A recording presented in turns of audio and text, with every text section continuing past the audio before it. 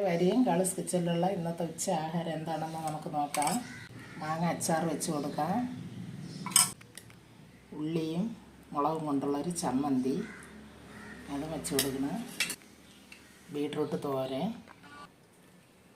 വെണ്ടയ്ക്ക ഫ്രൈ, കടലമാവും അരിമാവും കൂടെ ചേർത്ത വെണ്ടയ്ക്ക ഫ്രൈ ആണിത്. ഒരു ടേസ്റ്റായിട്ടുള്ള ഫ്രൈ ആണ്. ചോറ്,